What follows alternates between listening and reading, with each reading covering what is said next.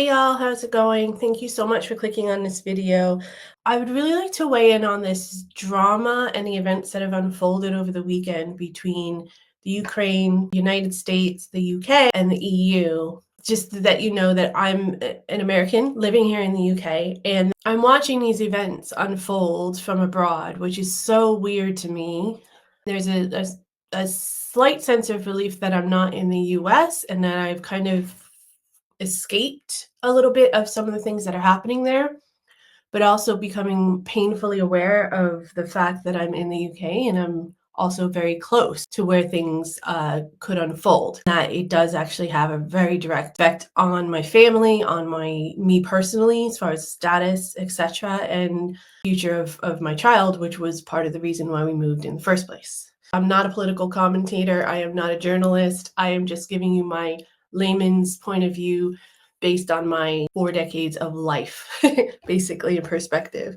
So the first thing that we're going to start with is what I consider to be a little bit of a cat fight between the President of the United States, Donald Trump, the Vice President of the United States, J.D. Vance, and Vladimir Zelensky, who's the President of Ukraine, during a press conference after meeting in the United States. I believe this happened Thursday or Friday of last week. This is from the Telegraph. He broken this ceasefire. He killed our people, and he didn't exchange prisoners. We signed the exchange of prisoners, but he didn't do it. What kind of diplomacy, JD, you are speaking about? What do you mean? I'm talking about the kind of diplomacy that's going to end the destruction of your country. Yes, but if you Mr. President, with respect, I think it's disrespectful for you to come into the Oval Office and try to litigate this in front of the American media. Right now, you guys are going around and forcing conscripts to the front lines because you have manpower problems. You should be thanking the president for trying to bring an end to this conflict. Have you ever been to Ukraine that you say what problems we have? I've actually watched and seen the stories, and I know what happens is you bring them on a propaganda tour, Mr. President.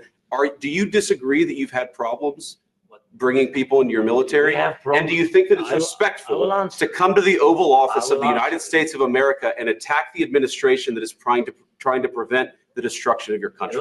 A lot of questions. Let's start from the beginning. Sure. First of all, during the war, everybody has problems, even you, but you have nice ocean and don't feel now, but you will feel it in the future. God bless. You don't know that. God bless. God bless. You will not have a war. Don't tell us what we're going to feel. We're trying to solve a problem. Don't tell us what we're going to feel. I'm not telling you. Because you're in no position to dictate that. Remember this. You're in no position to dictate what we're going to feel. We're going to feel very good. Feel influence. We're going to feel very good and very strong. You will feel influence. You're right now not in a very good position. You've allowed yourself to be in a very bad position, and he happens to be right about it. From the very beginning of the war. You're not in a good position. You don't have the cards right now. With us, you start having cards. Right now, you don't. You're playing cards. You're playing cards. You're gambling with the lives of millions of people. You're gambling with World War III. You're gambling with World War III. And what you're doing is very disrespectful to the country, this country. That's back to you. Far more than a lot of people said they should have. Have you said thank you once this entire meeting? No, in this entire meeting, have you said thank you? You went to Pennsylvania and campaigned for the opposition in October. Offer some words of appreciation for the United States of America and the president who's trying to save your country. Please, you think that if you will speak very loudly about the war, He's not speaking loudly. He's not speaking loudly. Your country is in big trouble. Can I answer? Wait a minute. No. You've done a lot of talking. Your country is in big trouble. I know. You're not winning. You're not winning this. You have a damn good chance of coming out okay because of us. Mr. President, we are staying in our country, staying strong from the very beginning of the war. We've been alone, and we are thankful. I said thanks. You haven't been alone. Cabinet. You haven't been alone. We gave you, through this stupid president, $350 billion. We gave you military equipment, and your men are brave, but they had to use our military. What about if you didn't have our military equipment, if you didn't have our military equipment, this war would have been over in 2 weeks. In 3 days, I heard it from Putin. In 3 days, this is something Maybe new. less. In 2 weeks, of course, yes. It's going to be a very hard thing to do business like this. I Again, tell you. just say thank you. I said a lot of Except that there are disagreements, and let's go litigate those disagreements rather than trying to fight it out in the American media when you're wrong. We know that you're wrong. But you see, I think it's good for the American people to see what's going on. I over understand, there. sir. I think it's very I understand. important. That's why I kept this going so long. You have to be thankful. You don't have the I'm cards. thankful. You're buried there. Your people are dying. You're running low on soldiers. Listen, you're running low on soldiers. It would be a damn good thing. And then you tell us, I don't want a ceasefire. I don't want a ceasefire. I want to go and I want this. Look, if you could get a ceasefire right now, I tell you, you take it so the bullets stop flying and your men stop getting killed. Of course, we want to stop the war. But you're saying you don't want a ceasefire. But I said to you, I want a ceasefire. with guarantees. Because you'll get a ceasefire faster than an agreement. Ask our people about ceasefire, what they think. That wasn't with me. For you that wasn't with me. That was with a guy named Biden, who was not a smart person. That was with Obama. It was your president. Excuse me. That was with Obama, who gave you sheets, and I gave you javelins. Yes. I gave you the javelins to take out all those tanks. Obama gave you sheets. In fact, the statement is Obama gave sheets and Trump gave javelins. You got to be more thankful, because let me tell you, you don't have the cards. With us, you have the cards. But without us, you don't have any cards. One more question to Mr. Vice President. I'm sorry. It's going to be a tough deal to make, because the attitudes have to change. What if Russia breaks ceasefire? What if Russia breaks peace talks? What do you do then? I understand that it's a heated conversation right now. What are you saying? She's asking, what if Russia breaks the ceasefire? What if anything? What if a bomb drops on your head right now? Okay? What if they broke it? I don't know. They broke it with Biden because Biden, they didn't respect him. They didn't respect Obama. They respect me. Let me tell you, Putin went through a hell of a lot with me. He went through a phony witch hunt where they used him and Russia. You ever hear of that deal? That was a phony Hunter Biden, Joe Biden scam. Hillary Clinton, Shifty Adam Schiff. It was a Democrat scam. And he had to go through that. And he did go through it. We didn't end up in a war. And he went through it. He was accused of all that stuff. He had nothing to do with it. It came out of Hunter Biden's bathroom. It came out of Hunter Biden's bedroom. It was disgusting. And then they said, oh, the laptop from hell was made by Russia. The 51 agents. The whole thing was a scam. And he had to put up with that. He was being accused of all that stuff. All I can say is this. He might have broken deals with Obama and Bush, and he might have broken them with Biden. He did, maybe. Maybe he didn't. I don't know what happened. But he didn't break them with me. He wants to make a deal. I don't know if you can make a deal. The problem is I've empowered you to be a tough guy. And I don't think you'd be a tough guy without the United States. And your people are very brave. But you're either going to make a deal or we're out. And if we're out, you'll fight it out. I don't think it's going to be pretty, but you'll fight it out. But you don't have the cards. But once we sign that deal, you're in a much better position. But you're not acting at all thankful. And that's not a nice thing. I'll be honest, that's not a nice thing. All right. I think we've seen enough. What do you think? Again, that was a clip from the Telegraph, and that was an unedited clip.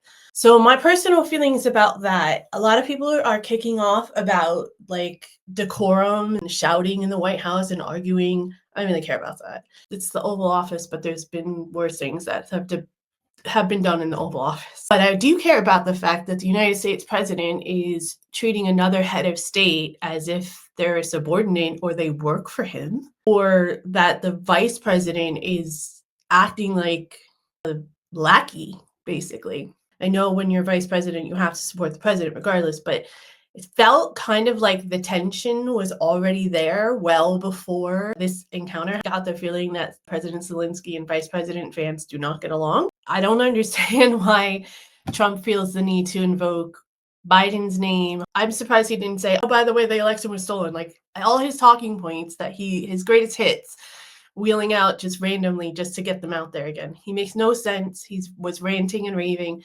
It just seemed like a dysfunctional family fight, in my opinion. I didn't really hate it because I thought they all showed their true colors. I thought Zelensky showed his restraint and he was trying to represent his people. I felt like Trump showed his true skin and the fact that he basically just wants to be a mob boss or a dictator and just wants everyone to bow down to him and do what he says and be grateful that he even knows they exist. And that JD Vance is basically used car salesman that is here for the opportunity and hopefully to gain more power someday in his career. And I do feel it was disrespectful the way they spoke to Zelensky. He's supposed to be an ally. You're treating him like he's the enemy. And coming off of comments that Trump made previously, like Ukraine started the war and Zelensky's a dictator, yeah, it kind of feels that way, that like our allyship with Ukraine is shaky.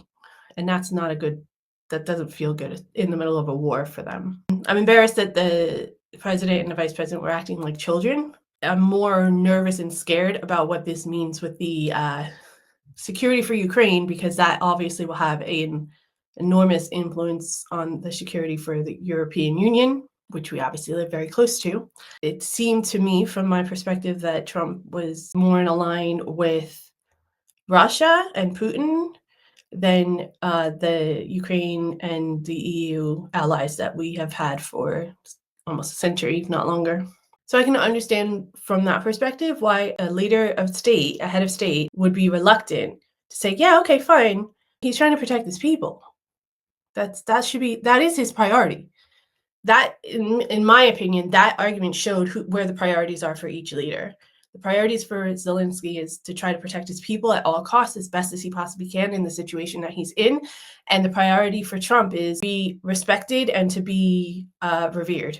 So let's move on to the second part of this. We had a summit in the UK, which I thought also was an amazing idea for Starmer to get on and do immediately and have the world leaders get into one room and have a conversation about what they think the next step should be for the Ukraine and this war and Europe. The result of this, no matter what result we come to, the result is going to have a huge effect on Europe, and they should be involved. Right, so this is from Sky News. UK to defend the Ukraine peace deal with coalition of willing, Starmer says. Europe getting into lockstep, trying to put diplomacy back into line after a major mishap between the president of a superpower and a president at war. This leader wants to be the bridge between Europe and America. Prime Minister, can you get peace back on track, sir? Flanked by France. Can you work it out today, sir? Trying to keep old alliances like NATO intact. NATO allies need to step up defence spend, sir, don't they? All here for this man. President Zelensky, can you make it up with Donald Trump, sir? Whose country they are trying to save. Will you apologise for the sake of peace, sir? Not just for the sake of Ukraine, but for the security of the rest of Europe too. 18 leaders turned up to Lancaster House, all here to thrash out how to protect peace in Europe as the once steadfast support of their old ally, the US, now less secure. We're gathered here today because this is a once-in-a-generation moment for the security of Europe. And we all need to... Ukraine the frontier, but their war with Moscow part of a wider Russian threat. Today, the UK and France agreed to step in as President Trump steps away and draw up a plan for peace with Ukraine, which they can then take to the White House. After over 2 hours of talks, progress made. What message would you like to give to America after today's meeting?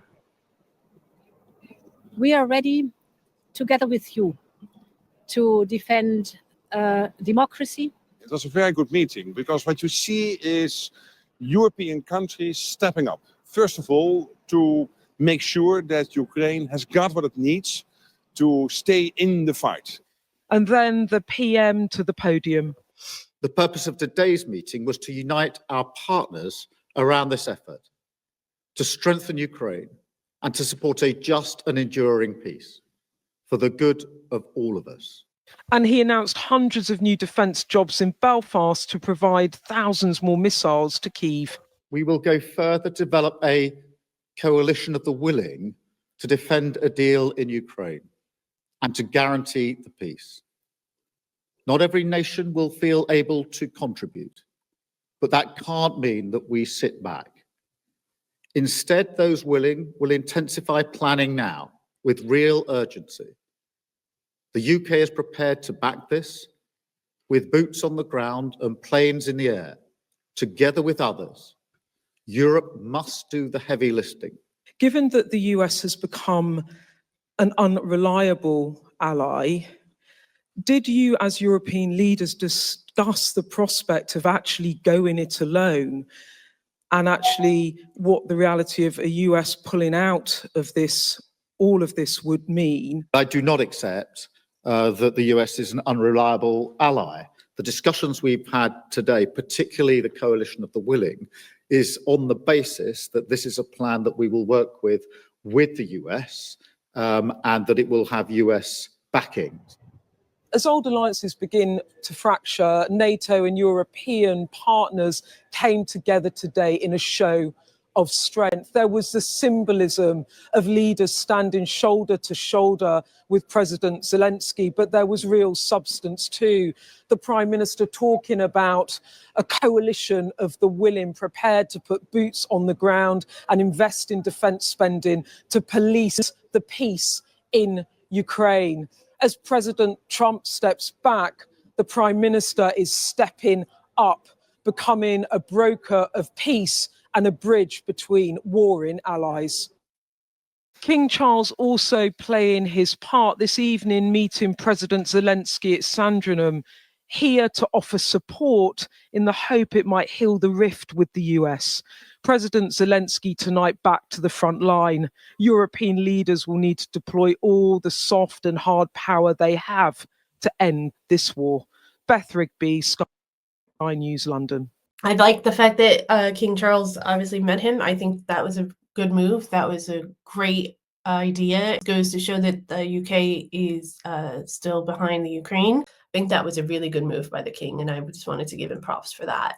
I just feel that the way Trump went about it by having a conversation with Putin ahead of having a conversation with Zelensky, given this situation and the parameters, was probably not the right move, and definitely sends a negative, image out to the world. This tussle that they've had in the Oval Office also sends a negative image out into the world. So I appreciate that Starmer and the other European heads of state and Canada got together to try to figure out the next thing. So that's pretty awesome. I like the fact that UK stepped up. Obviously, like that for personal reasons, because this is where I am.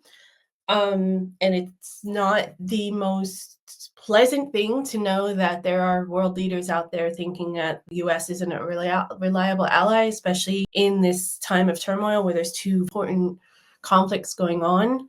But it's nice to know that people are trying to step up. Now, of course, we'll have to see how it plays out and how everything goes over the next few days. Like Starmer said, it's a historical moment. Stuff like this doesn't happen every day. And that's why I felt the need to weigh in and talk about it a little bit. Even though times are a little bit uncertain right now and we're all a little bit on edge, just please remember to take a breath, take it slow, and try to just be kind to other people. We don't know what's happening. We don't know who has personal ties to anything that's happening in the world right now. And we don't know what anyone else is going through. So please do your best to try to stay calm, be kind to those around you. Make sure that you really take the moments with your loved ones and the moments that are bringing you real value and joy to heart and soak them in. And just try your best to stay informed without becoming overwhelmed. If you guys have any thoughts, comments, questions, concerns, please leave them below. And thank you for taking the time to watch this. Feel free to subscribe, and I hope I'll see you guys again soon. Bye.